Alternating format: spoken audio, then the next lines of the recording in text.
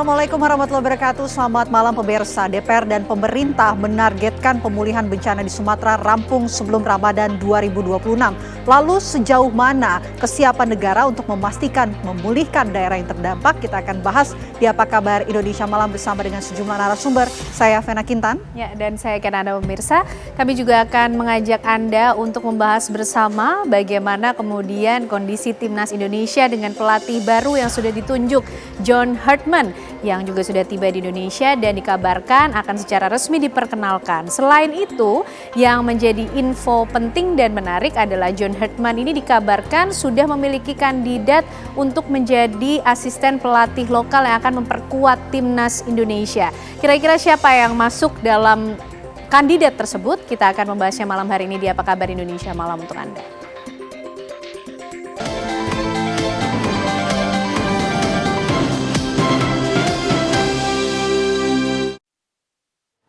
Kita awali Apa Kabar Indonesia Malam dengan informasi pertama. Pemirsa, diduga akibat korsleting listrik sebanyak 8 rumah di kawasan padat penduduk di Jalan Jembatan Besi, Jakarta Barat hangus terbakar. Padatnya rumah membuat api dengan cepat merambat ke rumah lainnya hingga membuat panik warga yang tinggal di sekitar lokasi kebakaran. Sebanyak 21 unit mobil pemadam kebakaran dikerahkan untuk memadamkan api. Api pun baru bisa dipadamkan setelah 1 jam berselang. Tidak ada korban jiwa dalam peristiwa ini, sementara kasus kebakaran ini tengah ditangani oleh Polsek Tamboran, Jakarta Barat.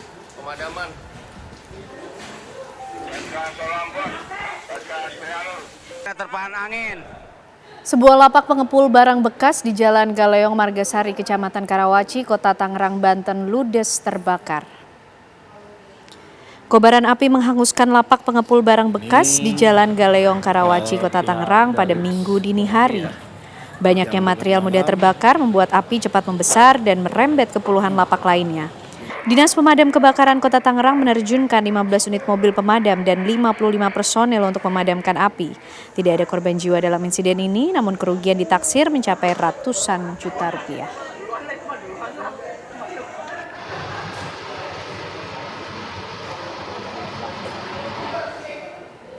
Diduga cemburu, seorang pria di Tulungagung, Jawa Timur nekat membakar rumah kekasihnya.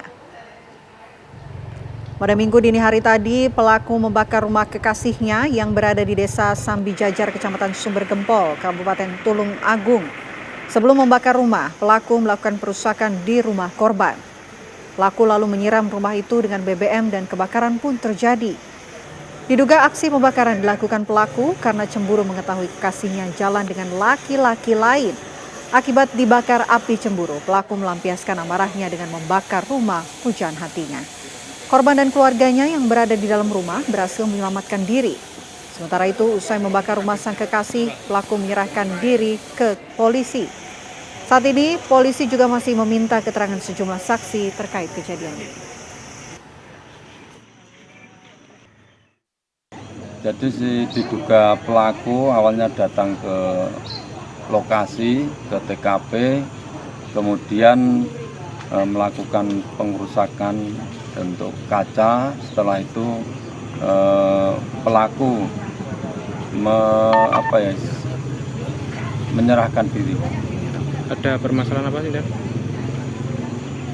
Kemungkinan ada permasalahan pribadi antara pelaku dengan korban. Jembatan penghubung antar dukuh di Desa Klakah Kasihan, Kecamatan Gembong, Kabupaten Pati, Jawa Tengah putus diterjang banjir bandang pada Sabtu malam. Bagian ujung jembatan runtuh akibat pondasi penyangga bangunan tergerus derasnya arus banjir. Longsor di sisi tebing sungai juga memutus jalan menuju jembatan. Akses jalan tidak bisa dilalui sama sekali. Dengan putusnya jembatan, warga terpaksa memutar melalui jalur alternatif yang jaraknya lebih jauh. Warga berharap adanya penanganan darurat dari pemerintah, setidaknya dengan pembangunan jembatan sementara agar mobilitas masyarakat tidak terhambat terlalu lama, sembari mengantisipasi potensi banjir dan longsor susulan akibat curah hujan yang masih tinggi.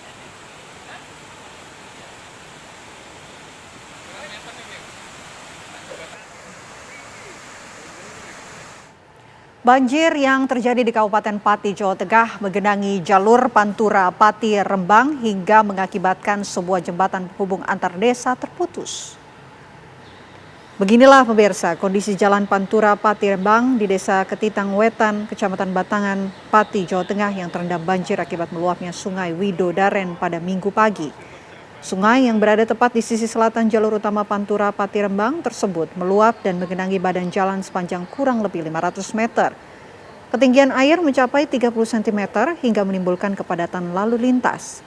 Sementara sebuah jembatan penghubung antar dukuh di Desa Klakah Kasihan, Kecamatan Gembong, Pati, Jawa Tengah putus diterjang derasnya aliran sungai.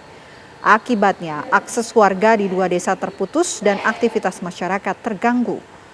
Curah hujan yang tinggi di dalam 2 hari terakhir ini membuat Sungai Widodaren meluap karena tidak mampu menampung besarnya debit air kiriman dari kawasan pegunungan Kendeng di wilayah Kecamatan Pucakwangi dan perbatasan Blora.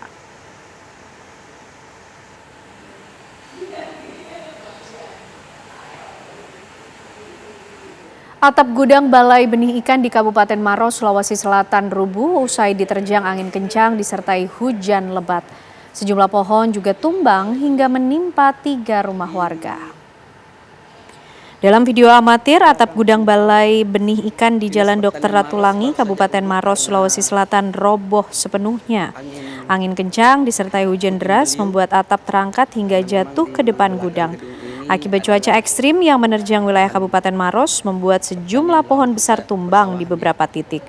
Bahkan di area halaman kantor Bupati Maros, 1 pohon besar roboh dan menyeret kabel listrik hingga menyebabkan 2 tiang listrik ikut tumbang.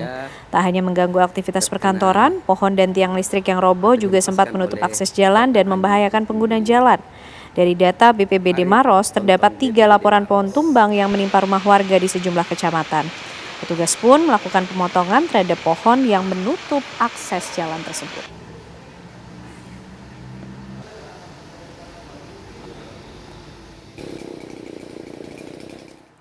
Memasuki hari kedua pencarian seorang pelajar sekolah menengah kejuruan yang hanyut terseret ombak, tim SAR gabungan masih melakukan penyisiran sepanjang garis pantai dan perairan di kawasan Pantai Lumpue, Parepare, Sulawesi Selatan. Korban dilaporkan hilang sejak hari Sabtu kemarin setelah diduga terseret arus laut yang cukup kuat di kawasan Pantai Lumpue, Parepare. Proses pencarian dilakukan dengan menggunakan perahu karet, penyelaman terbatas serta pemantauan dari udara dengan menggunakan drone. Kondisi ombak dan arus laut yang kuat menjadi salah satu hambatan dalam proses pencarian. Sementara tim SAR akan melanjutkan operasi pencarian sesuai dengan prosedur yang berlaku.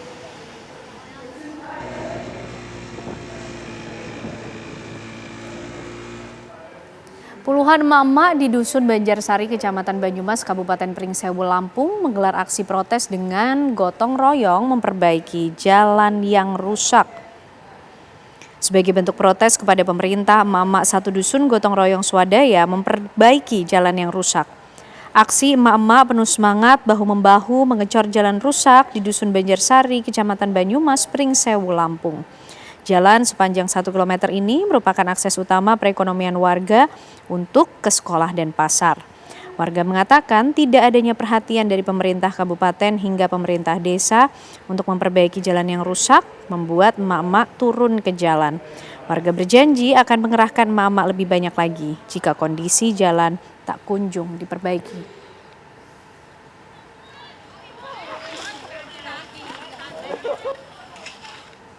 Direktorat Reskrimum Polda Sulawesi Selatan menangkap 2 pelaku pembobolan mesin ATM di Kabupaten Pangkep, Sulawesi Selatan dengan mesin las. Inilah pemirsa rekaman CCTV saat 2 orang pelaku melakukan pembobolan terhadap mesin ATM di Kecamatan Bungoro, Kabupaten Pangkep, Sulawesi Selatan beberapa waktu lalu. Dalam aksinya, pelaku berusaha membongkar mesin ATM menggunakan mesin las. Usai pihak bank melaporkan peristiwa tersebut, di Reskrimum Polda Sulawesi Selatan memburu pelaku. Polisi pun menangkap 2 orang pelaku masing-masing berusia 43 tahun dan 29 tahun di 2 lokasi berbeda di Kota Makassar. Polisi juga menyita barang bukti berupa alat pembobolan dan telepon genggam. Para pelaku mengaku telah 2 kali melakukan aksi serupa di 2 lokasi mesin ATM yang berbeda.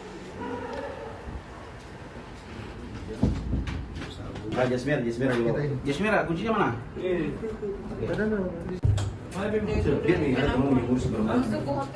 Pemirsa, akses jalan di daerah Pagadi, Kecamatan Palupua, Kabupaten Agam, Sumatera Barat sudah dapat dilalui kendaraan roda 2. Informasi selengkapnya untuk Anda usai jeda.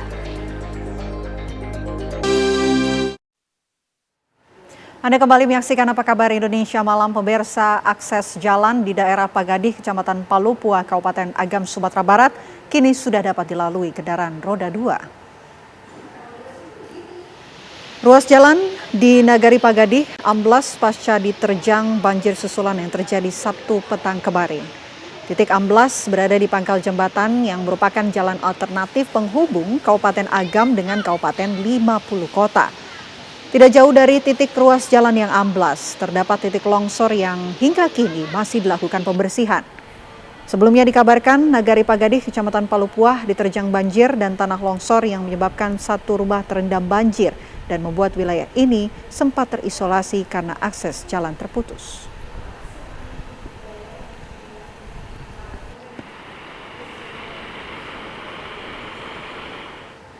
Menteri Dalam Negeri Tito Karnavian meninjau langsung penanganan pasca banjir bandang dan tanah longsor di Kabupaten Aceh Tamiang, Aceh pada Minggu pagi. Pemerintah pusat mengupayakan percepatan penyaluran anggaran dan menambah jumlah bantuan untuk mempercepat pemulihan wilayah terdampak.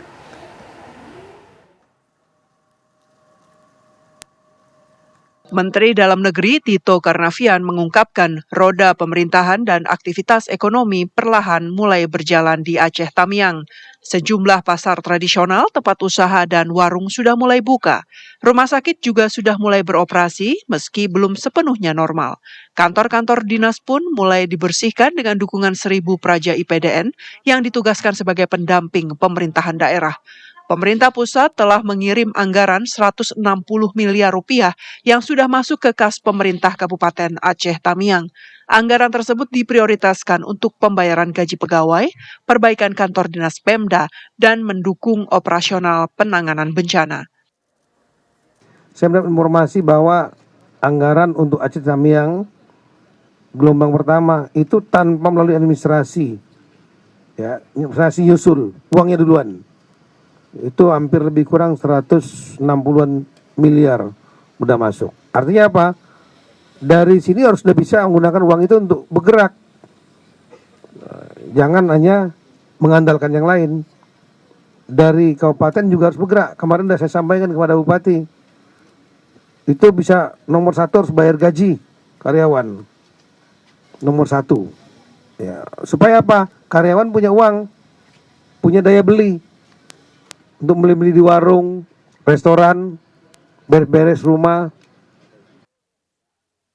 Menteri Dalam Negeri juga menyalurkan bantuan sebanyak 4 truk logistik yang berisi 300 dus mie instan. Pemerintah akan menambah 2.000 personel TNI dan 5.000 personel Polri untuk mempercepat pembersihan lumpur di permukiman warga dan fasilitas umum. Dari Kabupaten Aceh Tamiang, Aceh, Ikra Anggana, Indra Gali, TV One mengabarkan. Kita lanjutkan Apa Kabar Indonesia Malam dengan langsung bergabung bersama rekan kami Ikra Anggana yang sudah berada di wilayah Aceh Tamiang, Aceh. Selamat malam Ikra, bagaimana kemudian perkembangan penanganan dari dampak banjir bandang dan juga tanah longsor di sana?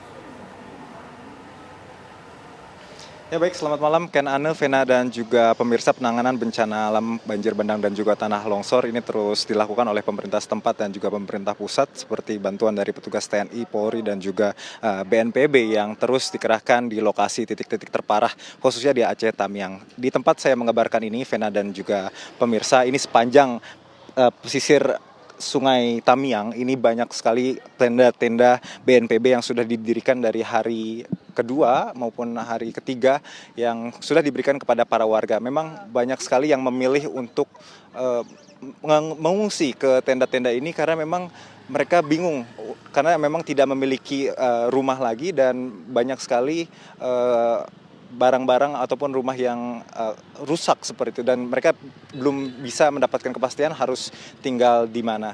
Dan seperti inilah kondisinya, memang di sekitar rumah pun ini masih tergambarkan banyaknya kayu-kayu yang terendam oleh banjir dan juga banyaknya puing-puing yang berserakan seperti itu. Memang tenda-tenda sangat banyak begitu ya. Dan untuk lengkap informasi kami pada malam hari ini, kami akan mengajak Anda berbincang bersama salah satu warga yang informasinya sudah mengungsi dari hari ke-4 pasca bencana alam yang terjadi di Aceh Tamiang.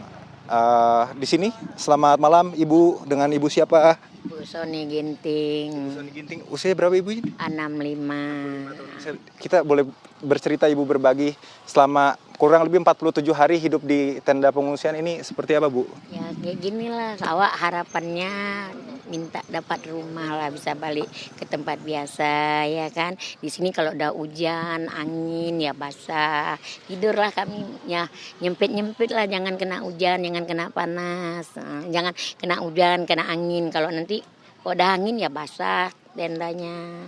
Nah, Ibu ini di tenda ini tinggalnya sama berapa orang Ibu?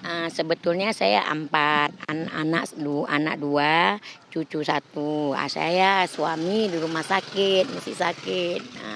Jadi kami cucu di belakang karena ini kecil kan, dia bikin sendiri. Jadi saya 2 sama cucu saya di sini. Oh, ini tenda yang dibikin sendiri sama Ibu? Kami bikin sendiri, cari sendiri papannya. Nah, ini kan ada juga tenda yang diberikan oleh pemerintah untuk pindah ke sana. Ibu tidak berminat untuk ke sana? Mau kami bikin kalau bisa di tempat rumah itu dulu kan, di depan rumah. Kalau masuk nggak bisa, lumpurnya sedalam. Lagipun di atasnya kering, di bawahnya mesti benyek gitu, mesti berair lah. Jadi sulit aksesnya. Ibu ini bisa diceritain ini ada barang-barang apa aja Ibu? Beras, sembako lah, beras, minyak, sabun mandi, sabun cuci, ya pakaian yang dikasih orang lah. Saya keluar dari rumah jam berapa Put? Jam 11, hanya baju di badan. Maaf ya, pakaian dalam ini cuma 1 biji. Peras saya jemur, tuh saya pakai lagi, lain nggak ada. Saya minta pulang kepada anak, saya bilang mana saya pulang ke rumah mak, rumah udah nggak ada. Jatuh air mata. Di kemana kita tinggal, mama tenang aja, dia bilang kan. Jadi kemana kita nggak punya tenda, mak nanti kita beli, mama sabar-sabar. Mama jangan pikir surat tanah, memang rumah sendiri, tanah sendiri. Jangan mama pikir nanti kita bikin lain ya mak ya. Sampai nggak makan, tanya cucu saya. Dia bilang mak makan mak, jangan dipikir nggak makan. Iya, saya toko ada saya makan. Udah tuh saya kasih sama cucu saya. Dah, cucu yang makan. Dah tuh cucu pun minta balik. Nek kita balik aja nek ya. Iya. Nanti kita balik nek ya. Ya kita balik. Baliklah kami pertama datang hari Selasa pindah ke situ. Poskonya dibikin hari Senin, hari Selasanya kami pindah di situ. Tidurnya dalam ya namanya tanahnya lobang-lobangnya ada air, ya terpendam kami ambil lah baju-baju monjar kasih orang kami lap. Nah, itulah. Jadi lama-lama saya bilang mana saya bikinlah tenda biar enak kita nggak kena air ya kan di bawah. Di sini 4 hari 4 malam jatuh sakit, batuk, pilek, sampai nggak makan. Dia cucu saya bilang nek makan nek nanti jatuh sakit berat. Nah, jadi Ibu, kami turut prihatin Ibu atas bencana yang dialami. Semoga kedepannya pemerintah ini dapat lebih membantu ya kehidupan Ibu dan khususnya hunian tetap ataupun hunian sementara yang akan nanti diberikan begitu ya. Amin. Baik, terima kasih banyak Ibu atas waktunya. Tetap semangat Ibu. Terima kasih. Ya, itu tadi dia Vena, Tiara dan juga pemirsa salah satu warga yang rumahnya terdampak dan saat ini memilih untuk tinggal di tenda karena memang bingung untuk tinggal di mana. Untuk sementara demikian rekan-rekan saya kembalikan ke studio. Baik, terima kasih Keranggana melaporkan langsung dari Aceh, Tamiang, Aceh. Dan pemirsa, kami hadirkan informasi lainnya untuk Anda. Pengendara yang melintas di Jalan Arya Putra, Kecamatan Ciputat, Kota Tangerang Selatan harus ekstra hati-hati. Gunungan sampah dari kawasan Pasar Ciputat memenuhi badan jalan. Permasalahan sampai di Kota Tangerang Selatan, Banten tak kunjung selesai. Sudah hampir 2 pekan, tumpukan sampah di Jalan Arya Putra, Kecamatan Ciputat, Kota Tangerang Selatan belum diangkut petugas kebersihan. Jalan yang menyempit disertai bau menyengat, membuat pengendara roda 2 maupun roda 4 terpaksa menutup hidung saat melintas. Sebelumnya, pemerintah Kota Tangsel menetapkan status tanggap darurat pengelolaan sampah pada 23 Desember 2025 hingga 5 Januari 2026. Status darurat tahap pertama ini rupanya belum menyelesaikan masalah. Pemkot Tangsel pun memperpanjang status darurat hingga 19 Januari 2026. Warga dan pedagang berharap pemerintah segera mengambil langkah konkret untuk mengatasi persoalan sampah agar aktivitas masyarakat tidak terganggu.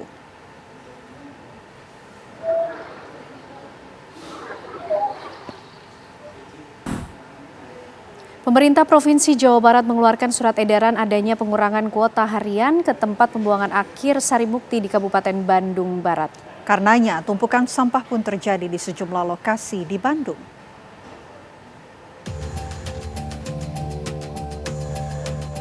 Pemerintah Provinsi Jawa Barat melalui surat edaran yang dikeluarkan Dinas Lingkungan Hidup mengeluarkan kebijakan pengurangan kuota harian ke tempat pembuangan akhir ke TPA Sarimukti. Hal tersebut kini menjadi kekhawatiran pemerintah kota dan kabupaten.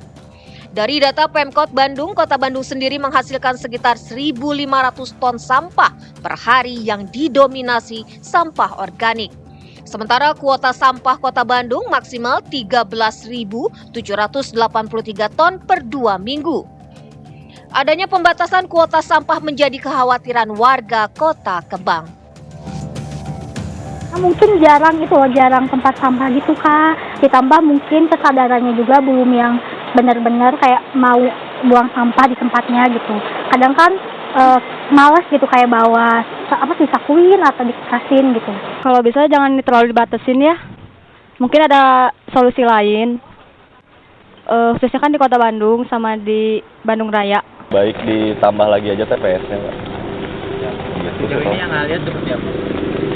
Sejauh ini masih banyak sampah yang numpuk sih di jalanan karena biasanya tempat sampah yang kurang atau enggak inisiatif dari warganya masing-masing gitu sih. Ada saran nih dari warga sendiri selain tadi berharap sudah dibatasi? Saran sudah dibatasin sama diperbanyak aja tempat sampah di mana-mana sama tempat pembuangan sementara juga. Sementara Pemkot Bandung mengambil langkah yaitu menambah petugas kebersihan yang datang langsung ke warga untuk melakukan pengolahan sampah. Pemkot Bandung juga telah melakukan pengolahan sampah melalui RDF atau Reduce Direct Fuel. Dari Bandung, Jawa Barat, Cepi Kurnia, TV One mengabarkan.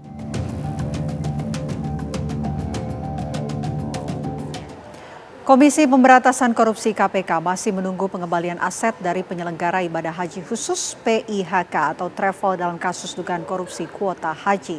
KPK menegaskan apabila aset tidak dikembalikan maka akan dilakukan penyitaan.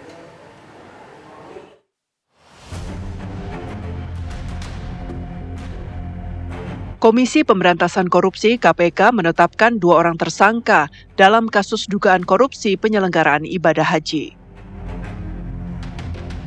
Kedua tersangka tersebut adalah mantan Menteri Agama Yakut Khalil Qomas dan staf khususnya Isfah Abidal Aziz. KPK menegaskan perkara ini berkaitan dengan dugaan kerugian keuangan negara sesuai dengan Pasal 2 dan Pasal 3 Undang-Undang Tindak Pidana Korupsi. Selain itu, KPK juga masih menunggu pihak-pihak yang belum mengembalikan aset, termasuk uang yang diduga berkaitan dengan perkara ini. Juru bicara KPK Budi Prastio menegaskan apabila aset tidak dikembalikan, maka akan dilakukan penyitaan.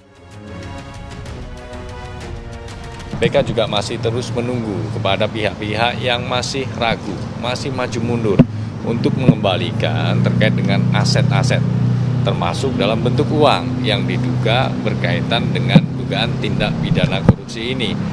Silakan kami tunggu. Nanti akan dilakukan penyitaan tentunya sebagai bagian dari proses pembuktian dalam penyidikan dan juga langkah awal yang positif bagi optimalisasi aset recovery. Penyidik KPK melakukan pemeriksaan terhadap ratusan pihak, termasuk lebih dari 400 biro travel dan 13 asosiasi. Pemeriksaan dilakukan untuk mendalami dugaan aliran uang, suap, dan gratifikasi dari pihak Biro Travel serta penyelenggara ibadah haji khusus kepada pejabat terkait. Dari Jakarta, Virgi Dainas, Taufik, TV One mengabarkan. Kondisi kediaman mantan Menteri Agama Yakut Khalil Qomas di kawasan Condet, Jakarta Timur terpantau berada di bawah penjagaan ketat pada Minggu siang. Pasca penetapan status tersangka oleh KPK, akses menuju komplek perumahan dibatasi bagi pihak luar. Setiap tamu maupun kendaraan yang masuk wajib menjalani pemeriksaan identitas serta menyatakan tujuan kedatangan secara jelas kepada petugas keamanan. Awak media yang hendak meliput masih dibatasi aksesnya dan hanya diperbolehkan memantau dari luar gerbang utama perumahan. Meskipun dijaga ketat, suasana di dalam kompleks terpantau sepi. Pergerakan kendaraan penghuni lain juga berjalan normal, namun tetap dalam pengawasan petugas. Hingga saat ini belum ada keterangan resmi dari pihak keluarga maupun kuasa hukum Yakut Kholil Qomas mengenai kondisi terkini di dalam rumah.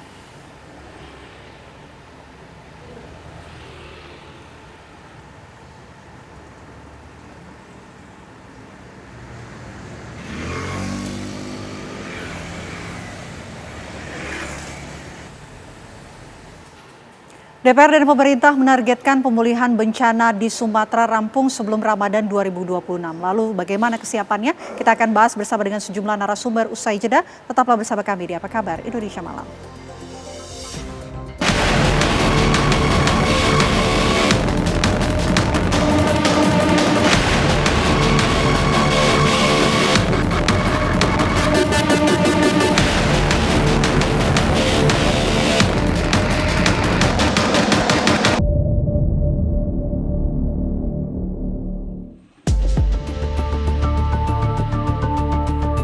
Dewan Perwakilan Rakyat DPR bersama pemerintah pusat menegaskan komitmen mempercepat pemulihan wilayah terdampak banjir dan tanah longsor di Pulau Sumatera. Target utama yang dipasang adalah memastikan roda pemerintahan daerah kembali berjalan normal sebelum memasuki bulan Ramadan 2026. Proses penanganan bencana di berbagai daerah terdampak telah dilakukan secara bertahap. Optimistis seluruh upaya pemulihan dapat dimaksimalkan agar persoalan pasca bencana bisa tertanggulangi sebelum Hari Raya Idul Fitri. DPR juga mendorong Satgas Percepatan Rehabilitasi dan Rekonstruksi pasca bencana pemerintah yang dipimpin Menteri Dalam Negeri Tito Karnavian untuk melakukan penanganan berskala nasional dengan skema percepatan yang disesuaikan dengan kondisi masing-masing daerah. Lalu, apa saja strategi yang dilakukan untuk percepatan pemulihan bencana di Pulau Sumatera?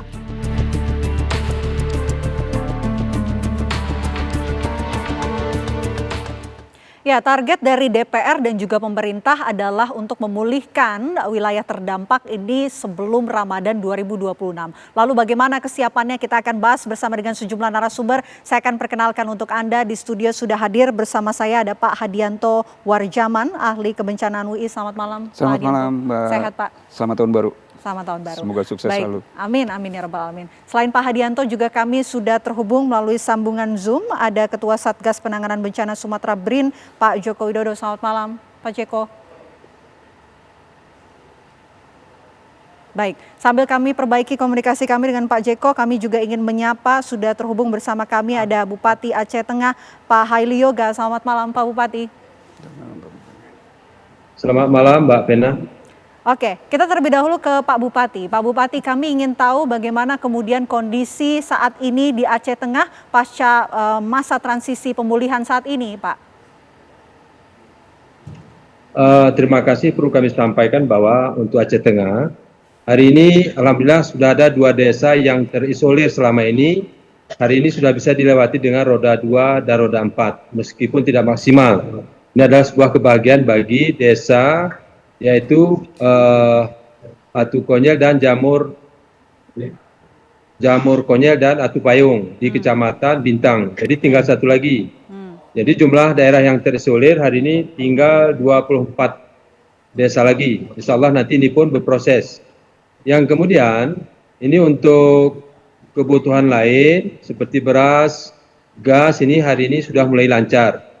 Meskipun belum maksimal tapi sudah mulai lancar. Kemudian listrik juga, hari ini di daerah kita hanya tinggal 40 desa lagi yang belum bisa dialiri telekomunikasi, telekom. Kalau listrik tinggal 46 desa. Namun, ini sudah diberikan semuanya, yaitu genset ke semua desa yang tidak ada aliran listrik. Hari ini sudah ada penerangan lewat genset. Ini diberikan oleh dari Direktur PLN. Kemudian yang perlu kami sampaikan di sini adalah terkait tentang beberapa jembatan. Nah, jembatan yang hari ini memang semuanya masih rusak berat, belum bisa dilewati dengan sempurna. Ada yang dilewati dengan darurat, belum maksimal. Dan hampir semua di seluruh desa di sini jembatannya putus di kecamatan, baik jalan nasional ada 11 jembatan, kemudian di jalan provinsi ada 3 jembatan. Nah, yang kabupatennya jumlah jembatan yang rusaknya ini berjumlah hampir 79, dan untuk desa ini hampir 170 lebih jembatan itu putus semua. Nah, ini yang menyebabkan daerah kita ini masih terisolir, dan bahkan ada sebagian memang sampai hari ini kita masih menggunakan seling untuk mengangkat barang semua seperti kebutuhan-kebutuhan masyarakat. Kemudian alhamdulillah ada di 3 desa di Kecamatan Ketol, ini hunian sementara sudah mulai dilaksanakan. Ini kita melihat keadaan di lapangan. Sebelum bulan puasa ini sudah bisa ditempati di Kecamatan Ketol, ada 3 desa yang direlokasi. Dan khusus untuk Kecamatan Linge yang di 6 desa ini sedang berproses. Ini pun mungkin siap sebelum puasa. Insya Allah seperti itu. Dan untuk komoditi cabai ini sekarang sudah mulai lancar lewat darat dan udara. Untuk durian sekarang musim panen, ini pun masih lewat darat dan sebagian lewat udara untuk dikirim ke beberapa daerah. Demikian Mbak Pena keadaan hari ini, dan perlu kami sampaikan juga ada beberapa masyarakat yang masih sekolah, anak-anak sekolah di tenda-tenda. Karena apa? Karena daerahnya hari ini terdampak bencana baik longsor maupun banjir bandang. Demikian Mbak Pena. Seperti itulah kondisi di Aceh Tengah. Saya mau ke Pak Hadianto. Pak Hadianto, kondisinya seperti saat itu di Aceh Tengah, baru satu wilayah saja, dan pemerintah sendiri juga sudah menyiapkan rencana untuk kemudian menargetkan pemulihan ini rampung sebelum Ramadan 2026. Bagaimana Anda melihatnya? Ini kita perlu apresiasi adanya sebuah strategi dari pemerintah ya, di mana dibentuknya satuan tugas task force pemulihan rehab rekon menuju ke Hari Raya Idul Fitri. Ya. Kita lihat yang ditunjuk adalah Bapak Menteri Dalam Negeri Pak Tito Karnavian. Saya kenal betul beliau sejak beliau Kapolsek di Cempaka Putih. Sehingga dengan sifat yang proaktif dan visioner, beliau bisa langsung melakukan percepatan. Apa saja yang sudah dilakukan? Satu, percepatan di 52 kabupaten dan kota. Ya, itu kan luar biasa. Kemudian percepatan pemulihan area yang terdampak lumpur, material, dan seterusnya. Dan yang paling signifikan adalah percepatan aktivasi pemerintah daerah, Mbak. Ini perlu didorong agar APBD bisa dilakukan dengan baik dan benar. Dan yang terakhir adalah percepatan tentang bagaimana situasi dan kondisi di sana melakukan sebuah dukungan terhadap sosial ekonomi yang akan berjalan menghadapi Hari Raya Idul Fitri itu. Nah, namun demikian strategi percepatan ini harus didukung oleh strategi yang masuk ke dalam public info. Jadi kehumasan di daerah itu harus mengikuti ya langkah-langkah pemerintah pusat agar semua bersinergi ya, menyampaikan apa yang sudah dilakukan, apa yang belum, sehingga nanti menuju kepada strategi berikutnya, yaitu strategi pemenuhan huntara tadi yang disampaikan, itu betul-betul terakomodasi dengan baik. Oke, jadi kuncinya ini ada di kepala daerah begitu? Kuncinya ada di kepala daerah, dalam hal ini sekarang perannya kehumasan. Sudah sejauh mana mereka melakukan dukungan yang kuat kepada kebijakan strategi pemerintah ini menuju kepada Hari Raya Idul Fitri itu. Kita nanti akan berbicara kepada strategi sosial ekonomi.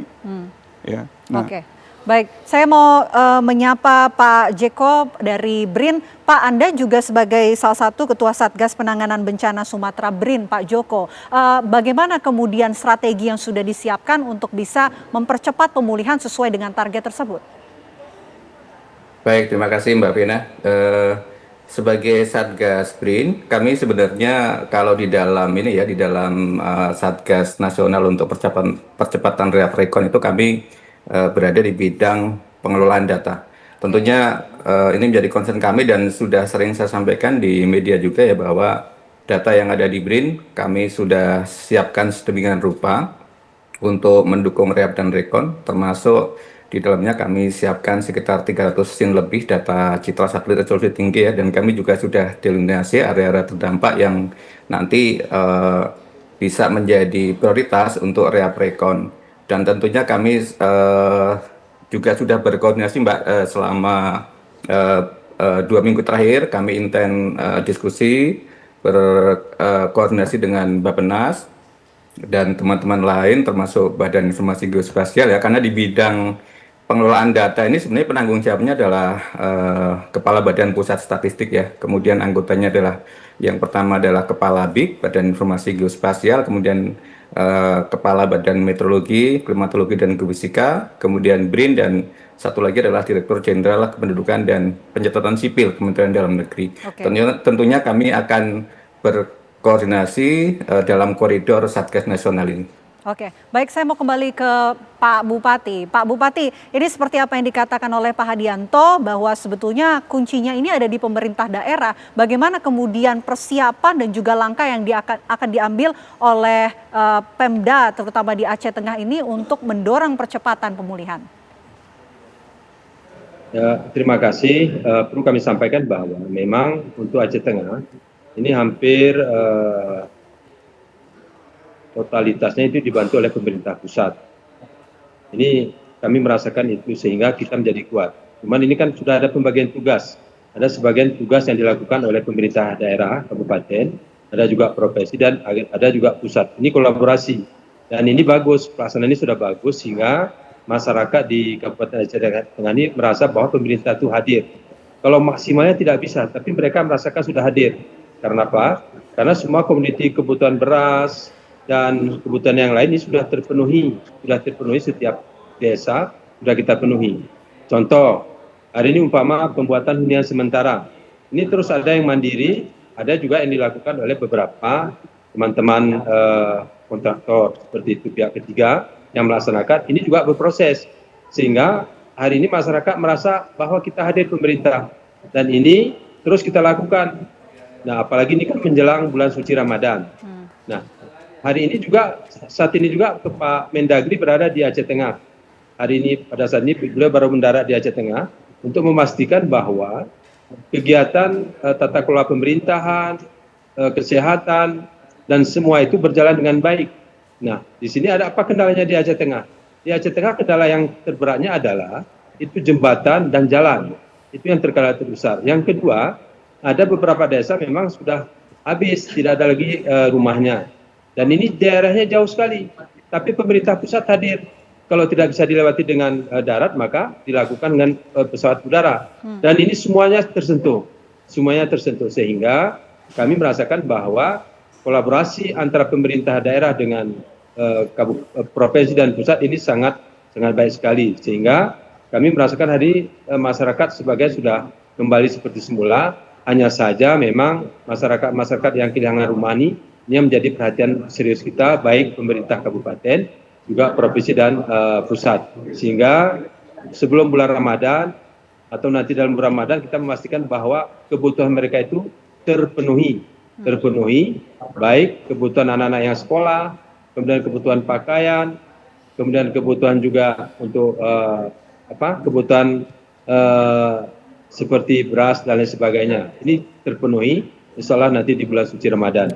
Begitu Pak Pena. Oke, Pak Hadianto, kolaborasi pemerintah daerah dan juga pusat ini sudah berjalan dengan baik. Nanti bisa direspon nanti, kami jeda terlebih dahulu. Apa kabar Indonesia Malam akan kembali untuk Anda sesaat lagi.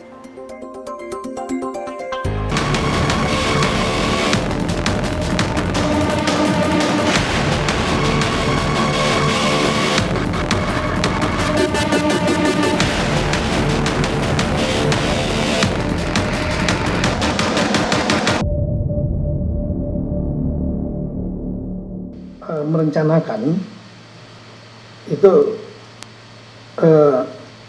setelah ini ada beberapa poin yang akan dikerjakan oleh Satgas dan mohon dukungan dari Satgas DPR.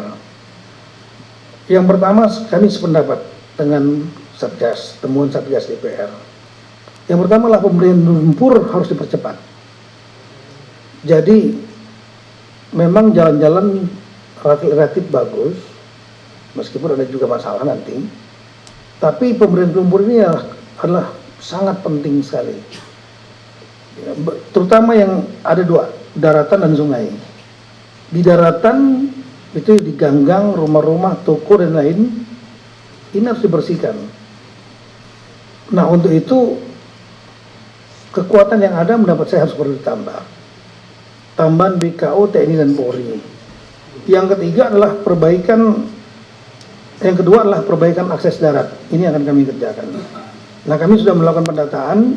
Tugas ini utamanya adalah PU, TNI, Polri dan Tentara. Ini bagian tugasnya. Akses darat ini apapun harus dilakukan. Karena kunci ini untuk mobilitas orang dan barang. Berikutnya lagi adalah aktivasi pemerintahan daerah supaya normal.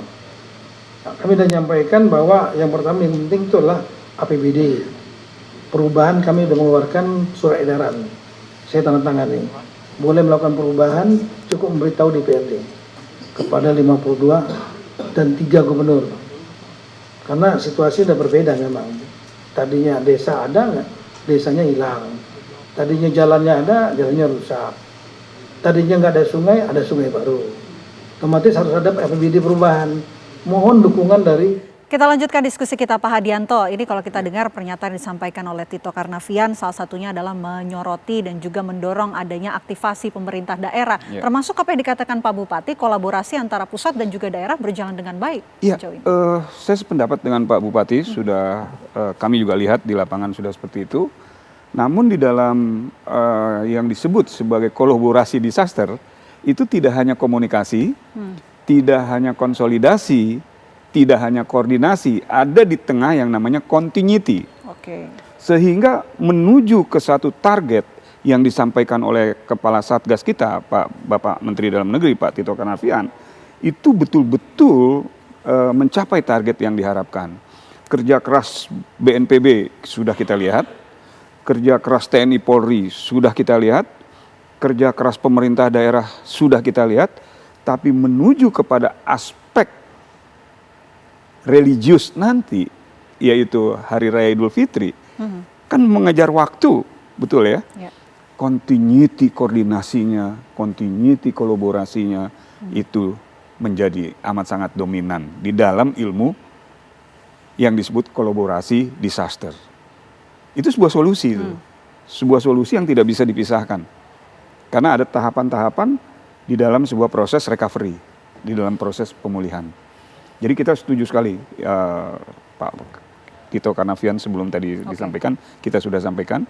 Nah tinggal nanti menuju kepada dampak atau recovery, ya, yang disebut sosial ekonomi. Nah ini kita nanti harus berkoordinasinya atau berkolaborasinya harus lebih kuat lagi. Yang tadi teman kita dari BRIN juga kan punya data kan, apakah nanti pasokan katakanlah 9 pokok kebutuhan masyarakat bisa terpenuhi. Nah, tadi dan saya sangat tertarik dengan yang disebut hunian sementara ya. Kan di situ ada in situ yang harus pemerintah siapkan di daerah yang sudah terjadi bencana. Kemudian ada juga yang disebut daerah terpadu. Ya. Tapi terhadap daerah yang antara in situ dan terpadu, di tengah-tengahnya tuh pasti ada yang namanya skala priority, yang masih berada di daerah penampungan. Ya, yang saya dengar bagi mereka yang tidak mendapatkan atau tidak ingin di satu tempat untara, dia mendapatkan dana tunggu hunian 600.000 sebulan. Itu udah bagus sekali itu. Ya. Saya mau kembali ke BRIN. Pak Joko, kalau Anda mendengar juga apa yang dikatakan oleh Tito Karnavian, ada beberapa poin yang kemudian didorong pemerintah untuk kemudian diprioritaskan dan juga difokuskan. Salah satunya ini adalah untuk kemudian memperbaiki akses jalan yang berlumpur begitu. Kalau dari BRIN sejauh ini data yang diterima oleh BRIN, apakah memang jalan ataupun akses jalannya ini begitu banyak yang sampai saat ini masih tertumpuk oleh lumpur ini, atau sebetulnya ada solusi lain yang bisa dilakukan dan juga ditemukan untuk bisa mengatasi hal tersebut? Ya, kalau dari sisi BRIN kami sudah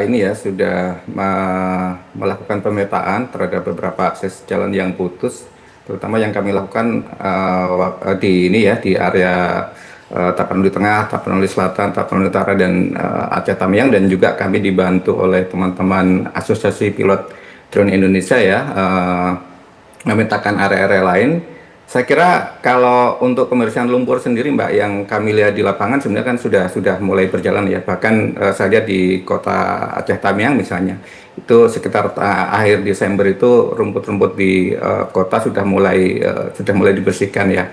Artinya memang kita sudah menuju ke right on the track ya. Kita sudah melakukan semua untuk pembersihan lumpur, dan kemudian terkait dengan aset-aset lain untuk perbaikan aset jalan dan jembatan, tadi Pak Menteri Dalam Negeri juga menyampaikan teman-teman Kementerian PU dan TNI, Polri dibantu dan antara sudah bekerja keras ya. Dengan apa yang ada, saya kira kita semua berharap baik ya, bahwa target untuk sebelum memasuki Ramadan ini nanti bisa recovery dan roda pemerintahan mulai pulih, saya kira menjadi harapan kita semua. Oke, saya mau kembali ke Pak Bupati. Ini kan targetnya adalah sebelum Ramadan 2026 pemulihan ini bisa kemudian dipercepat begitu. Kalau di Aceh Tengah sendiri, apa sebetulnya yang paling dibutuhkan oleh warga saat ini? Pertama itu jembatan. Akses jalan, jembatan, kemudian jalan banyak yang longsor. Yang kedua memang ini sembako, kebutuhan ini memang harus betul-betul kita pastikan bahwa seperti beras ini sudah mulai normal. Kemudian yang dibutuhkan lagi adalah anak-anak kan sudah mulai masuk sekolah, jadi ada sebagian memang pakai sekolah belum disiapkan, tapi prosesnya sudah. Hanya kita hanya mengantar ke beberapa desa yang belum terdapat masyarakat anak-anak sekolah yang belum hari dapat pakai sekolahnya sedikit lagi. Kemudian yang dibutuhkan adalah mereka kan sekolah hari ini ada yang di tenda-tenda. Ini menjadi prioritas juga. Kalau memang ini masih lama sekolahnya kita rehab, kan butuh tenda yang layak untuk anak-anak kita. Kemudian ada beberapa titik di Aceh Tengah. Ini kita masih menggunakan seling untuk sebagai alat transportasi karena jembatannya belum ada. Seling ini memang kan tidak nyaman untuk mengangkut masyarakat dan komoditi unggulan seperti durian, cabai, dan kopi. Ini cukup berbahaya. Tetapi hari ini TNI Polri di lapangan terus bekerja untuk menyiapkan jembatan-jembatan. Kalau jembatan ini sudah siap, kemudian aksesnya sudah mulai bisa darurat, nah tentu ini kan salah satu apa yang dikatakan oleh masyarakat. Pak Bupati, kalau kami jembatan itu kami sudah merdeka katanya. Berarti itu menjadi prioritas. Kemudian seperti sarana ibadah dan lain sebagainya. Nah, kemudian seperti juga listrik. Listrik tinggal 47 desa lagi dari 295 yang belum teraliri listrik. Telekomunikasi juga ada 46 lagi. Tapi masing-masing mereka sudah melakukan seperti Starlink sudah dibantu, kemudian Genset sudah dibantu. Maka penerangan ini tinggal lagi BBM juga. Mereka butuh BBM. Nah, kebutuhan-kebutuhan ini yang menjadi prioritas. Apalagi ini kita menyambut bulan suci Ramadan. Mereka juga mengatakan, Pak Bupati, maunya kami di dalam bulan suci Ramadan, kami sudah di rumah hunian sementara atau yang layak. Itu disampaikan oleh masyarakat. Nah, ini yang kita kejar dengan waktu yang sangat minim. Tapi ini kita berupaya terus. Bahkan ada masyarakat kita lihat hari ini menyiapkan rumah hunian sementara secara mandiri. Ini juga dibenarkan. Ini sudah beberapa tempat sudah siap. Nanti dihitung oleh tim berapa layak dibayarkan. Masyarakat terus punya kompetisi masing-masing bahwa kami harus bangkit. Jadi dengan kemampuan ada yang mungkin sisa-sisa papan, adalah sebagainya. Ini dibuat terus yang punya yang masyarakat yang kreatif. Dan ini juga sudah kami pantau. Semuanya sudah diperbolehkan. Tinggal nanti dihitung apakah ini layak. Nah, kalau ini sudah selesai secara mandiri, tentu nanti yang lain juga bisa ngikut. Tapi ada standar yang harus dilakukan. Nah, terakhir memang karena ini mau masuk bulan suci Ramadan, tentu sebagian memang membutuhkan mukena, walaupun dan sebagai rumah ibadah. Kalau ini di tempat pengungsian, sebagian tidak lengkap. Ini menjadi prioritas menurut kami di dalam kebutuhan masyarakat pada saat ini. Demikian, Mbak. Oke, karena kami tidak bisa membayangkan begitu, apalagi sebentar lagi kita akan memasuki bulan suci Ramadan dan juga Hari Raya Idul Fitri. Dan membayangkan bagaimana kemudian korban di wilayah terdampak ini harus menjalani ibadah di bulan suci Ramadan dengan kondisi terbatas begitu. Dengan kondisi apa yang diinginkan dan juga dibutuhkan oleh warga, Pak Hadianto, apakah target untuk pemulihan sebelum Ramadan ini cukup realistis dan bisa dipenuhi oleh pemerintah? Ya, cukup memprihatinkan sebetulnya ya, tapi di dalam ilmu kebencanaan itu ada yang disebut dengan disaster logistik yang tadi beliau sampaikan, Pak Bupati, terhadap sembako ya. Di situ kita harus betul-betul melihat situasi mendekati 1 bulan ini, Mbak. Oke. Ya, yang pertama adalah bagaimana sistem perencanaan logistik. Kedua, bagaimana sistem penyimpanan logistik. Yang ketiga, bagaimana sistem distribusi dan transportasi logistik. Dan yang keempat, yang paling penting adalah bagaimana sumber daya logistik yang akan dikerahkan. Nah, namun karena ini mau menuju ke bulan suci Ramadan, di situ kita perlu hati-hati. Ada teori di dalam disaster management yang mengglobal, yaitu logistik berbasis 4T, yang dibahasakan Indonesianya adalah tepat kebutuhan, ya, artinya tepat barangnya, tepat jumlahnya, tepat orang yang mendapatkannya, dan tepat tempatnya. Ini amat sangat rumit. Kita doakan kolaborasi pemerintah daerah, kolaborasi pemerintah pusat, kolaborasi TNI, BNPB, dan Pentahelix bersatu padu untuk mewujudkan 1 bulan ke depan ini. Ini kajian yang amat sangat sulit sekali, dan saya yakin di bawah pemerintahan Bapak Presiden Prabowo dan Ketua Satgas Bapak Tito Karnavian didukung penuh oleh Pentahelix dan semua elemen bangsa, insya Allah 1 bulan ke depan ini kita harus sedikitnya memenuhi minimal dari manajemen logistik menghadapi 1 bulan Hari Raya Idul Fitri ini. Oke, Pak Joko, kalau dari BRIN, ini kan kalau kita mendengar apa yang dikatakan Pak Bupati, beberapa hal yang menjadi prioritas dan juga dibutuhkan menjelang Ramadan 2026. Kalau dari BRIN sebetulnya ada nggak yang ingin didorong untuk kemudian diberikan kepada korban terdampak agar bisa menjalani ibadah di bulan suci Ramadan ini dalam kondisi terpenuhi begitu? Ya, sampai saat ini ya Mbak, unit air Sinum BRIN kan masih beroperasi di lapangan ya, dan kita belum menentukan kapan itu akan berakhir ya. Artinya selagi teman-teman di lapangan masih memerlukan, kita akan masih operasikan, dan itu mudah-mudahan bisa membantu teman-teman di lapangan ya, korban terdampak bencana untuk bisa menunaikan ibadah puasa, terutama terkait dengan kebutuhan air siap minum. Dan saya kira juga terkait yang lain, BRIN terus mendorong ya, mensupport untuk perencanaan hunian tetap dan hunian sementara ini supaya bisa lekas kita menemukan area yang paling tepat gitu ya, sesuai dengan peta risiko bencana baru yang kita buat atas dasar bencana yang sudah ada, dan kemudian huntap dan hunian sementara ini bisa segera siap dan bisa digunakan oleh masyarakat.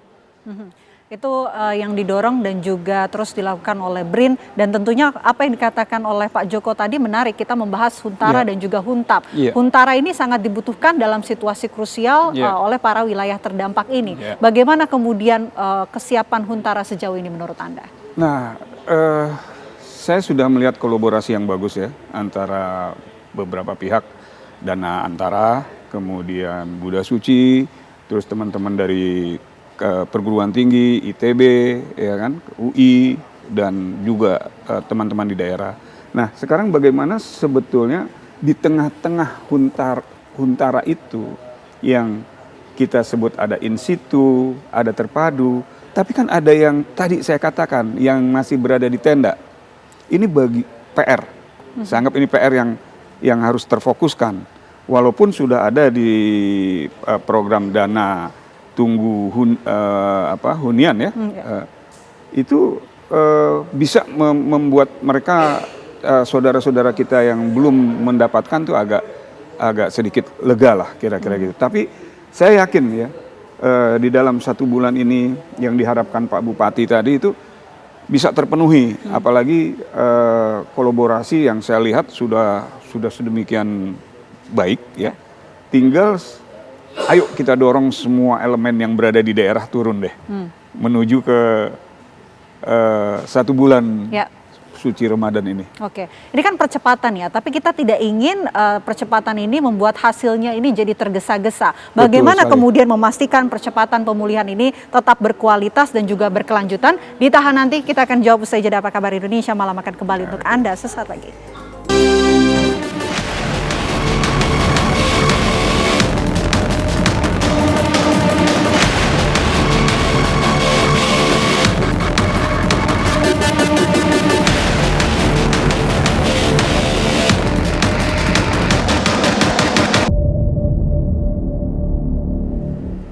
Kita lanjutkan diskusi kita. Saya terlebih dahulu mau ke Pak Joko dari BRIN terlebih dahulu ya. Pak Joko, bagaimana kemudian memastikan bahwa percepatan pemulihan ini tetap berkualitas dan juga berkelanjutan, Pak Joko?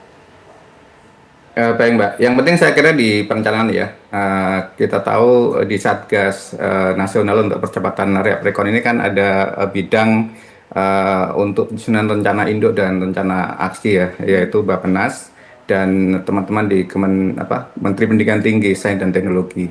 Saya kira di dalam perencanaan ini kita harus membuat perencanaan yang sebaik-baiknya ya, terutama terkait hunian tetap dan hunian sementara. Kita harus hitung betul, jangan sampai hunian tetap yang kita buat nanti itu masih di area rentan bencana ya, karena kita tahu dengan adanya bencana ini kita juga sudah bisa memetakan area yang terdampak dan tentu area-area itu menjadi area yang rentan mengalami bencana. Nah, kemudian ada problem lain, misalnya ada daerah-daerah yang memang beberapa itu berada di dataran banjir ya. Misalnya kita lihat Aceh Tamiang ya. Aceh Tamiang itu memang rentan mengalami bencana banjir karena posisinya di dataran banjir, flood gitu ya, dan di tengahnya itu ada Sungai Tamiang yang sangat luas. Nah, ini juga kita harus pikirkan apakah iya dalam nanti Reaprekon ini kotanya misalnya kita pindahkan, atau kotanya tetap ada di tempat sekarang tetapi ada semacam rekayasa engineering untuk membuat semacam tanggul Sungai Tamiang ya, sehingga pada saat nanti debit puncaknya tinggi itu tidak akan menyebabkan banjir yang di Aceh Tamiang. Hal-hal seperti itu Mbak yang harus kita hitung dengan cermat supaya nanti benar-benar berkualitas. Oke, harus dihitung dan juga direncanakan dengan cermat. Pak Hadianto, kalau menurut Anda bagaimana kemudian memastikan bahwa percepatan pemulihan ini bisa tetap berkualitas dan juga berkelanjutan? Baik, saya menarik statement dari Pak Tito Karnavian. Bahwa pemetaan wajib itu sebagai input yang akan diolah menjadi output dan outcome solution disaster. Itu bagus sekali. Kemudian setelah kita dapatkan, perencanaan awal adalah bagian daripada proses skala prioritas. Skala prioritas yang mana menuju kepada Hari Raya Idul Fitri agar semua menjadi situasi yang nyaman bagi pemerintah pusat, pemerintah daerah, dan masyarakat terpapar. Nah, sehingga perencanaan ini harus diolah di dalam sebuah big data yang baik dan benar agar keputusan yang akan diambil dalam waktu yang demikian pendek ini bisa maksimal. Itulah yang disebut outcome solution disaster. Jadi tidak semudah itu. Dan ini pekerjaan yang amat sangat berat bagi negara, dan sekali lagi saya yakin negara bisa minimal menjelang hari bulan suci Ramadan, tahapan demi tahapan yang sudah dilakukan oleh Satgas, BNPB, TNI Polri, dan semua elemen bersatu yang tadi disampaikan oleh Pak Bupati kita, bisa terwujud tuh. Yang terpenting adalah sembako, Mbak. Karena kita tahu Hari Raya Idul Fitri itu dirayakan dengan sebuah keprihatinan, tapi di Hari Raya Idul Fitri kita harus posisi bahagia. Hari Raya Kemenangan. Hari Raya Kemenangan, betul sekali, Mbak. Itu yang kita harapkan ya. Kami sebagai tim kajian kan hanya datang melihat mengolah. Tapi ketika apa yang kita ketemukan tadi yang sudah kita urai di dalam manajemen task force, di dalam manajemen public info, ini penting nih public info nih. Waduh, nggak bisa diremeh-temehkan saat ini. Kalau dulu ada Bako Humas. Nah, ini bagaimana mereka melakukan sosialisasi, bagaimana mereka melakukan literasi, bagaimana mereka lakukan edukasi plus kondisi menuju Hari Raya Idul Fitri, bulan puasa dan seterusnya. Nah, sehingga didukung oleh manajemen Huntara dan Huntapnya, masyarakat yang terpapar sudah mulai sedikit nyaman, dan ketika pemerintah melakukan manajerial disasternya, manajerial logistiknya, kebutuhan yang diharapkan tadi bisa terpenuhi. Oke. Saya mau ke Pak Bupati. Pak Bupati, mewakili warga di Aceh Tengah, apa sebetulnya yang paling diharapkan oleh warga di Aceh Tengah untuk menyambut perayaan ibadah Ramadan dan juga Hari Raya Idul Fitri? Pertama sekali memang masyarakat ini setelah kami keliling dari beberapa tempat, mereka membutuhkan adalah hunian sementara yang layak agar mereka bisa hidup mandiri. Yang kedua, memang kebutuhan mereka adalah, ini seperti yang kita sampaikan adalah, ini kebutuhan makanan pokoknya ini yang terpenuhi. Kemudian seperti anak sekolah, layak dia sekolah, kemudian dia waktu sholat, nanti sarana ibadahnya juga walaupun di pengungsian dia masih bisa terpenuhi. Jadi sehingga masyarakat ini betul-betul nyaman bahwa kehadiran. Nah, tapi untuk hunian sementara juga butuh tanah luas, tanah untuk mereka tinggal. Jadi ini juga menjadi bahan perhatian kita. Ada sebagian masyarakat memang tidak memiliki lahan tanah. Ini juga harus kita siapkan lahan tanahnya. Boleh saja nanti ini ada lahan daripada pemerintah daerah, atau lahan nanti daripada tanah masyarakat, atau nanti mungkin ada tanah-tanah yang dimiliki oleh beberapa organisasi. Ini juga harus kita siapkan, sehingga nanti hunian tetap ini tidak ada terkendala. Kemudian yang diharapkan lagi adalah masyarakat ini adalah bagaimana mereka bisa nyaman untuk anaknya sekolah, pagi sekolah, sore mengaji. Ini tetap berjalan, tetapi memang belum sempurna. Tapi mereka tetap termotivasi karena juga ada relawan yang hadir memberikan motivasi kepada anak-anak kita yang terdampak, yang tinggal di pengungsian. Nah, insya Allah nanti kalau nanti jembatan secara darurat ini sudah terpenuhi, ini tentu daerah yang terisolir yang 24 ini lagi tidak lagi terjadi. Ini yang harus dikejar dari sini ke sebelum bulan suci Ramadan. Dan beberapa tanah longsor ini juga bisa dibersihkan. Nah, ini berarti masyarakat sudah merasa nyaman bahwa dia sudah bisa pergi ke kecamatan, ke kabupaten dengan sepeda motor atau dengan roda 4. Seperti itu, Mbak. Oke. Tapi kalau untuk pendataan warga di Aceh Tengah sendiri saat ini tidak ada kendalakah untuk Huntara maupun Huntap, Pak Bupati? Tidak ada kendala lagi karena ini sudah hampir rampung nih. Sudah hampir 95% datanya sudah kita siapkan, dan ini juga sudah semua camat, semua kepala desa bagiannya sudah hadir di sini untuk menyiapkan data-data yang dibutuhkan. Sama jembatan desa, rumah masyarakat, ini sudah termasuk kebun kopi, sawah, kemudian juga ada lagi mungkin ternak yang hilang. Ini datanya sudah 95%. Insya Allah 2 hari lagi sudah 100% ini lengkap, dan semua itu tanda tangan kepala desa dan juga tanda tangan nanti Polres dan Kajari, sehingga nanti data ini betul-betul akurat. Kemudian ini masyarakat memang kami sudah menyampaikan bahwa kebutuhan beras untuk bulan suci Ramadan ini sudah kita siapkan. Nah, ini masyarakat merasa senang. Kenapa? Karena mereka tidak bisa berusaha di tempat dia masing-masing. Seperti itu, Mbak Pin. Baik, tentu kita harapkan yang terbaik, baik itu target dari pemerintah untuk bisa mendorong percepatan pemulihan di wilayah terdampak. Terima kasih Pak Bupati Aceh Tengah telah bergabung bersama kami. Terima kasih Pak Hadianto. Terima kasih juga Pak Joko Widodo telah bergabung bersama kami di Apa Kabar Indonesia Malam. Semoga sehat selalu semuanya. Amin. Dan pemirsa, kami jeda terlebih dahulu. Usai jeda Apa Kabar Indonesia Malam akan kembali bersama dengan Ken Ane. Tetaplah bersama kami.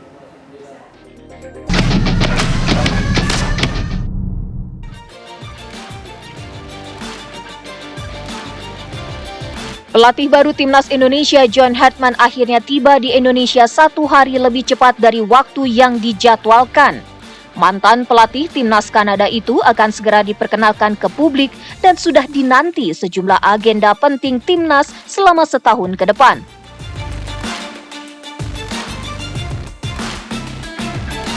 Pelatih Timnas Indonesia John Hartman tiba bersama keluarganya di Bandara Internasional Soekarno-Hatta, Tangerang, Banten pada Sabtu kemarin.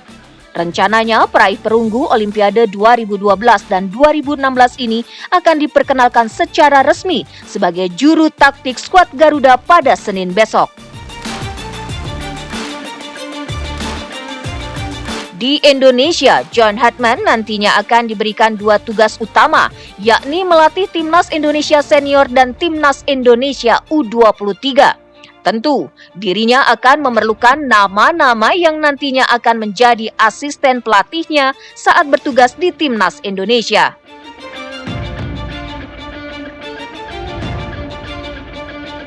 John Hartman sendiri disinyalir hanya akan membawa 1 atau 2 orang asistennya. Hal tersebut berarti PSSI akan menyediakan beberapa nama lainnya yang akan ditunjuk sebagai asisten pelatih John Hartman di Timnas Indonesia.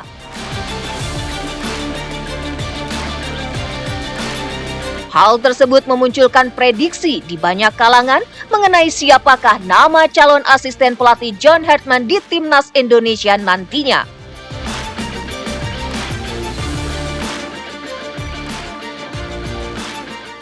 Pemirsa, John Hartman telah tiba di Indonesia dan informasinya esok hari akan diumumkan atau diperkenalkan secara resmi sebagai nahkoda atau pelatih baru dari Timnas Indonesia. Pertanyaan berikutnya yang kemudian juga harus kita cari tahu jawabannya adalah informasi atau kabar mengenai sudah adanya nama beberapa kandidat yang bisa menjadi asisten pelatih lokal mendampingi John Hartman. Siapa saja kira-kira dan harus seperti apa sih asisten pelatih lokal yang nanti akan mendampingi John Hartman? Kita akan membahasnya bersama dengan 2 orang narasumber yang sudah hadir di Apa Kabar Indonesia Malam. Hari ini ada Bung Nigara, wartawan senior bola tentunya. Bung Niga, apa kabar? Alhamdulillah. Alhamdulillah, selamat Sehat malam Bung Niga. walafiat. Sehat walafiat. Dan juga ada mantan Sama-sama merah kita. Sama-sama merah kita. Ini Bung putih Niga. jadi merah putih. Untuk Indonesia jadi merah putih. Dan juga hadir bersama kita ada mantan pemain timnas tentunya Bung Peri Sandria. Bung Peri, apa kabar? Alhamdulillah. Alhamdulillah, Lagi sehat kurang juga. sehat. Oh, lagi kurang sehat, tapi tetap harus Tetap semangat semangat. untuk Indonesia. Jadi merah putih dia. Merah putih, betul. Bung Niga, untuk merah putih, untuk timnas Indonesia supaya menjadi tim yang kuat, siapa kira-kira kandidat yang terbaik sebagai calon asisten pelatih bagi John Hartman lokal? Ya, yang pertama barangkali calon asisten pelatih ini harus bisa berkesinambungan. Jadi dia harus bisa menyerap ilmu dengan baik dan dia harus punya modal yang baik juga gitu. Jadi saya kira PSSI pasti tahulah siapa yang akan PSSI pilih gitu. Tetapi menurut saya dia asisten pelatih ini juga harus bisa memberikan kontribusi yang jelas kepada John Hartman karena yang tahu kan dia nih pemain-pemain itu bukan John Hartman gitu. Tetapi meski demikian itu khusus pemain-pemain yang lokal ya. Untuk pemain-pemain yang diaspora itu saya kira ini nggak ada masalah gitu dengan persoalan itu. Jadi kalau ada beberapa nama saya ya pilih keinginan saya tapi belum tentu PSSI lah. Keinginan saya ya Nova Arianto gitu. Kenapa? Karena menurut saya dia punya visi yang baik, punya masa depan yang cukup baik juga. Bukan berarti yang lain nggak punya visi dan nggak punya masa depan. Ini soal pilihan, pilihan. Tapi kabarnya dia menolak. Kabarnya begitu. Nah saya nggak tahu apa dasarnya. Masuk sebagai kandidat tapi menolak. Katanya begitu, katanya. Saya juga belum tahu. Jadi ini tadi Ferry Sandria yang ngasih bocoran gitu. Jadi dikata sayang kalau dia menolak gitu. Jadi saya kira ini ada kesempatan dia untuk menimba ilmu. Karena John Hartman ini pelatih yang sudah punya udah jelas gitu loh. Dia bisa bawa track recordnya jelas, bawa Kanada ke Piala Dunia, Boslandia baru ke Olimpiade, yang wanita meskipun wanita ya, tapi di Kanada yang putra juga Jadi saya kira ilmu yang dimiliki oleh John Hartman ini cukup tinggi gitu. Karena kemudian yang diminta kan juga harus ada transfer knowledge. Iya betul. Transfer knowledge ini penting gitu loh. Jadi kesempatan ini harusnya dimanfaatkan oleh siapapun di antara 5 kandidat yang ada sekarang ini. 5 kandidat ini siapa saja, Ji? Bung Niga meskipun kita sudah tahu, nanti biar Bung Peri yang jawab ya. Oke, nah Bung Peri kalau gitu yang jawab nih informasi-informasi yang beredar di dunia sepak bola Indonesia nih. Saya rasa yang dikatakan Bang Niagara itu benar ya. Adanya kesempatan kita untuk mencari ilmu itu kapan lagi gitu loh. Jadi jangan kita sia-siakan. Dan kita juga bisa melihat pelatih ini John Hartman ini adalah pelatih yang punya kualitas gitu. Di sini juga untuk pelatih lokal memang ada beberapa kandidat, ada 5 pemain ya. Tapi yang satu saya lupa itu Bang Niagara. Nggak apa-apa. Yang pertama di sini ya kandidat dari untuk lokalnya ya. Di sini ada Nova Arianto, ada Kurniawan Dwilianto, ada Ricardo Salampesi sama Zulkifli. Zulkifli Syukur. Ya kalau kita lihat track recordnya mereka juga bagus. Dia punya prestasi waktu dalam dia sebagai pemain dia punya prestasi dan sebagai pelatih juga dia punya prestasi. Contohnya Nova dia bawa U17 dan U20. Dia punya prestasi. Begitu juga dengan Kurniawan, dengan komonya dia kemarin kan bisa ke naik kasta kan gitu. Saya rasa kesempatan yang ada untuk pelatih-pelatih menjadi asisten John Hartman ini jangan disia-siakan gitu loh. Sayang gitu loh. Sayang ya, Bang ya. Ini kan buat masa depan nanti. Betul. Bung Niga, ini kalau Ken mengutip apa yang disampaikan Pak Sumarji, PSSI menyatakan masih menggodok ya sejumlah nama, belum valid lah nama-nama yang beredar tadi. Tapi yang penting harus memiliki visi modern. Mengartikan visi modern ini gimana Bung Niga? Atau standar seperti apa sih yang sebetulnya dibutuhkan timnas? Kan gini. Kalau di era saya, era dia ini mungkin masih sepak bola kuno lah ya. Sekarang ini kan sepak bola udah begitu modern gitu ya. Gen Z lah nih sekarang sepak bolanya gitu. Jadi saya kira apa yang disampaikan Mas Marji ini benar gitu loh. Jangan sampai pelatih ini nggak bisa ngikutin apa perkembangan sepak bola yang ke depan yang sudah berbeda ini dari sepak bola tahun 80, 90, 80-an gitu. Jadi saya kira dari 4 nama tadi semua punya kapasitas. Cuma kalau tadi saya menyebut nama Nova karena pilihan saya, bukan berarti saya Kurniawan saya ngikutin kok.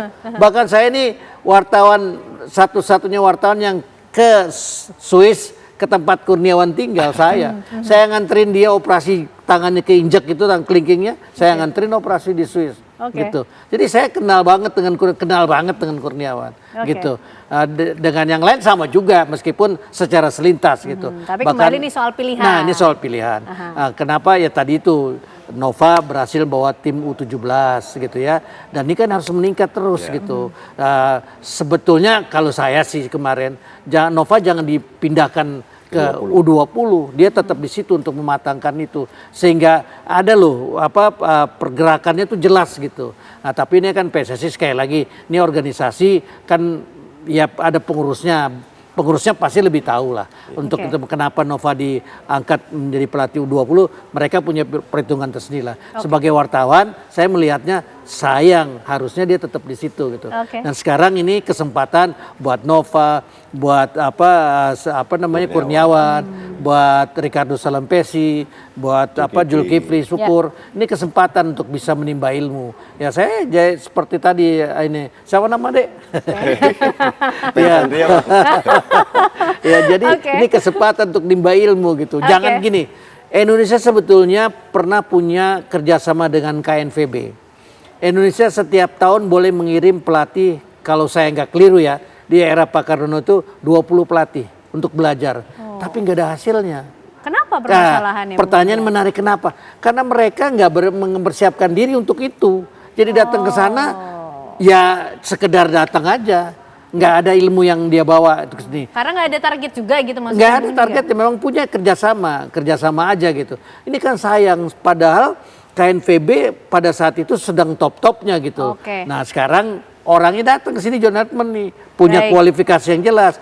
Kita jadi asisten, ini harus bisa. Ditahan dulu Bung Niga karena kayaknya seru banget nih kita ngebahas siapa kira-kira yang akan menjadi asisten pelatih lokal, termasuk kita pengen tahu masyarakat Indonesia pengennya asisten pelatih lokal yang seperti apa sih? Usai jeda kami hadirkan untuk Anda pemirsa.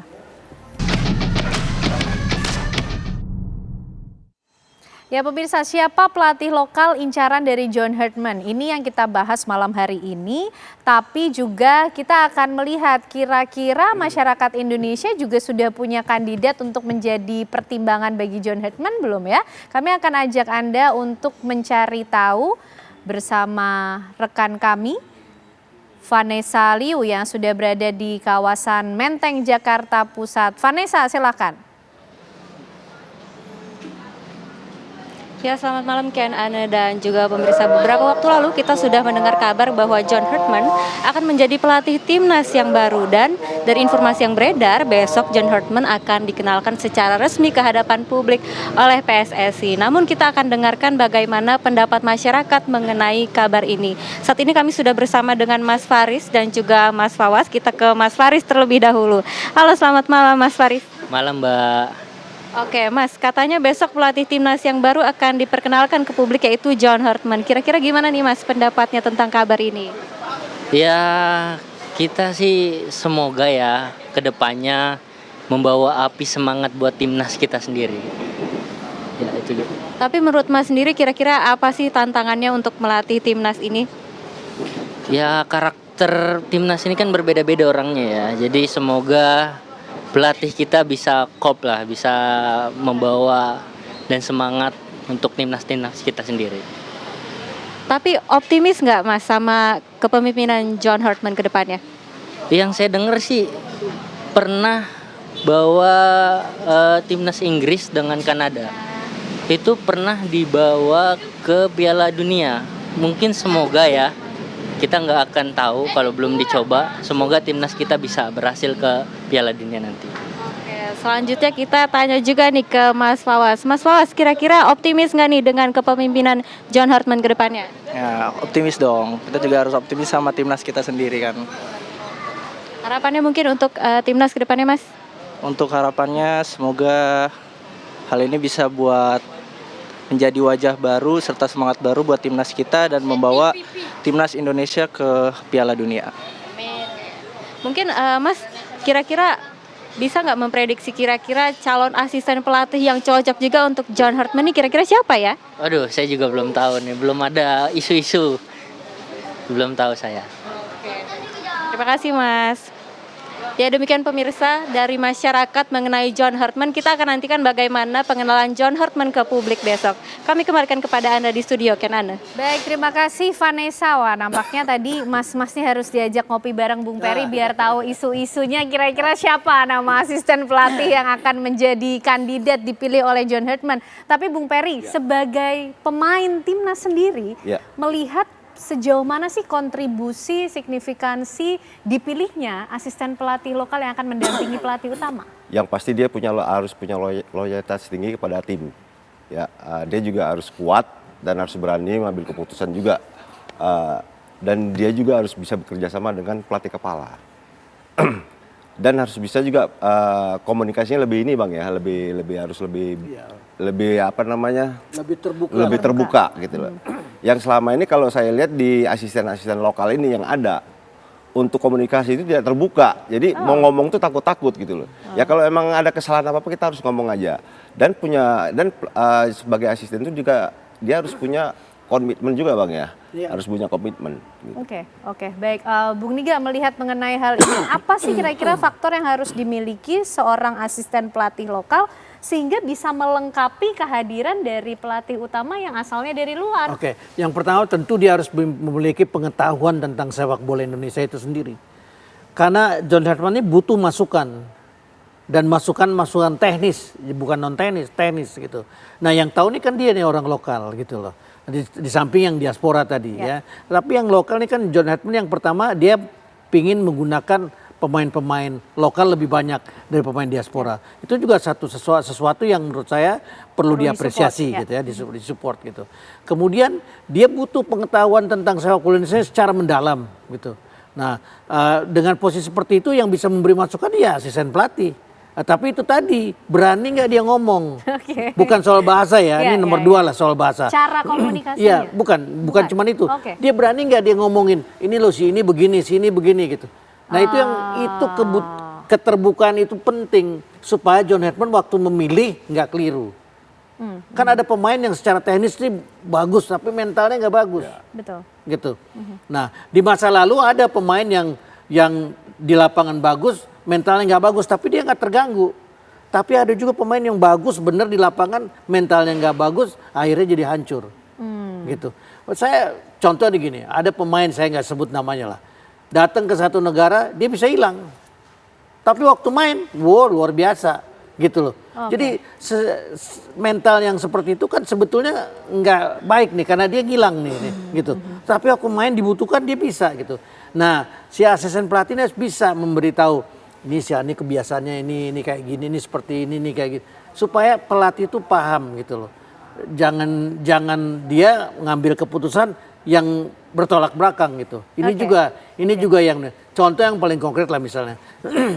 Bagaimana Sintayong itu bisa meresapi apa keinginan supporter itu bisa diresapi oleh dia gitu. Nah, meskipun tentu saja ya saya mengkritik lah, otokritik buat Sintayong. Iklannya banyak bener gitu loh. Jadi itu juga jadi sesuatu. Nah, John Hartman ini janganlah diganggu oleh produsen udah janganlah gitu loh. Jangan diganggu itu karena nanti dia berpikirnya ya nggak fokus gitu. Nah, dan yang saya dengar ini juga jadi catatan utama buat saya. Dia akan bawa keluarganya ke Indonesia. Artinya apa yang bisa kita harapkan? Artinya dia menetap di sini. Sementara yang lain kan sama Sintayong bawa keluarga ke sini. Gitu loh. Nah, pelatih yang dipilih yang ada lain kayak Patrick Kluivert lah, kan nggak sopan dia. Masa udah selesai kalah gitu kabur. Pergi aja nggak ada say goodbye-nya sama sekali kan. Padahal ketika datang begitu datang wah dia gitu. Dan maksud saya dengan posisi seperti John Hartman ini keinginan dia untuk menyatu dengan sepak bola Indonesia, dengan masyarakat Indonesia sudah jadi catatan sendiri. Yang kedua, saya dengar juga dia mulai belajar bahasa Indonesia. Nah, ini mengingatkan saya dua pelatih nih. Pertama Tony Poganik.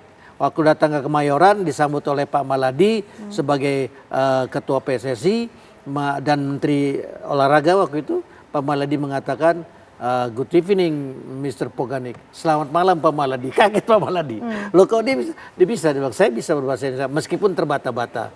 Atau Anatoly Polosin yang berhasil membawa medali SEA Games ya tahun 91 ya. Nah, dia datang dengan buta sekali bahasa Indonesia, tapi kemudian dia belajar. Asistennya orang Soviet waktu itu, tetapi dia punya asisten lokal yang memberitahu fisik pemain Indonesia ini lemah. Makanya Anatoly Polosin itu melatih pagi itu pasti fisik. Dan waktu itu juga Bang, asisten pelatihnya Bang Danur Windo. Iya, makanya Danur Windo memberi masukan. Dan Anatoly Polosin nggak ragu untuk bicara dengan wartawan. Kadang-kadang kita dipanggil untuk memberi masukan-masukan. Jadi pola-pola seperti itu, Bung Peri, yang kemudian sebetulnya diinginkan oleh pelatih timnas antara asisten pelatih lokal dengan pelatih utamanya. Ya, memang harus pelatih lokal ini lebih berani. Bukannya pelatih dari luar itu harus bicara dengan asisten. Asistennya harus lebih berani memberikan informasi-informasi.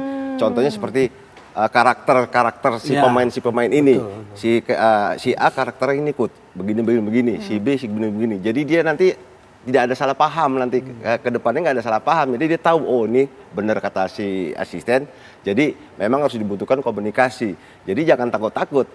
Jadi begini, yang ada sekarang sepak bola di liga ini yang saya lihat, asisten itu kadang-kadang banyak kayaknya kayak dilecehkan sama pemain apa itu kan karena dia tidak punya prinsip gitu loh. Jadi harus punya otoritas juga. Harus punya karena dia kan seorang asisten. Ya kan untuk menyampaikan ke pelatih. Ya kalau emang pemain ini berani dengan asisten kan itu udah nggak wajar gitu.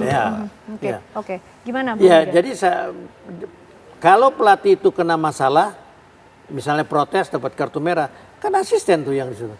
Ya kalau asisten nggak punya karisma untuk bisa mimpin, ya pemainnya hancur. Meskipun dia asisten pelatih, tapi harus punya prinsip, karisma, otoritas untuk juga. Itu harus bisa bicara. Begini loh, kasih masukan yang betul. Jangan sampai yes man aja. Oh kata pelatih gini, yes coach. Seringnya begitu kah Bung Peri? Hancur lah. Kebanyakan. Jadi kebanyakan tuh asisten tuh disetir sama pemain, gitu kebanyakan. Oh, justru seperti jadi kadang-kadang pemain ini punya sifat jelek, suka mengancam awas kamu ngomong sama pelatih. Jadi asistennya udah takut dulu. Sebenarnya asistennya harus berani gitu loh. Oke. Karena kan ini kepentingan buat tim, bukan kepentingan buat pribadi gitu loh. Oke, Bung Peri, kira-kira kalau disuruh memberikan saran lah, 5 nama yang patut diperhitungkan sebagai asisten pelatih lokal Kalau saya terus terang, saya pilih Nova. Karena dari 5 tinggal 1 ya, Nova nih. Karena gini, saya pernah satu tim di Pelita Bandung sama dia. Saya suka sama dia itu orangnya itu pengen mau belajar. Yang kedua, sifat disiplin itu seperti bapaknya. Dan orangnya itu memang benar-benar mau maju gitu loh. Tapi punya tekad yang kuat. Ya, tapi juga ada seliting-selitingan juga yang itu jangan usah dipikir-pikirin kan gitu. Kalau dia mau belajar ke depannya mau lebih banyak ini belajar kesempatan lebih banyak, ini kesempatan lah gitu lah ya. Jangan sia-siakan. Oke, Bung Niga singkat, Nova Arianto juga yang harus diperhitungkan kan dari awal saya bilang kalau saya boleh memilih saya milihnya Nova. Kenapa? Ya itu tadi dia punya tekad, punya keinginan yang sangat besar dan punya darah kepelatihan dari ayahnya Sartono Anwar dan saya tahu anak ini kayak apa begitu. Itu yang paling penting gitu. Siapa Bung Niga yang nanti akan memegang kunci memilih ini? Apakah PSSI, John Hartman yang akan memilih sendiri mana chemistry-nya kuat atau pelatih-pelatih atau harusnya John Hartman? Harusnya John Hartman. Kenapa? Karena dia yang bisa. Oh ini bisa gua ajak kompromi, ini bisa gua ajak diskusi. Kan itu yang paling penting. Jadi kalau dalam tim Mbak Sol, teknik pemilihan itu memang pelatih kepala itu lebih berkuasa daripada PSSI. Ya, pasti. Karena ini kan stafnya dia. Oke, baik, kita tunggu apakah Senin nanti akan resmi diperkenalkan John Hartman kepada publik termasuk asisten pelatih lokalnya. Kita tunggu esok hari. Terima kasih Bung Niga, terima kasih Bung Peri malam hari ini, luar biasa perbincangan kita sangat menarik mengenai nasib harapan baru untuk Timnas Indonesia. Dan perbincangan tadi pemirsa sekaligus mengakhiri kebersamaan kita di Apa Kabar Indonesia Malam. Saya Ken Ana. Dan saya Vena Kintan, pemirsa mewakili kru yang bertugas pamit undur diri. Sesaat lagi Anda dapat menyaksikan program Kabar Utama bersama dengan Haidar Fasyal. Terima kasih atas kebersamaan Anda pemirsa. Sampai jumpa.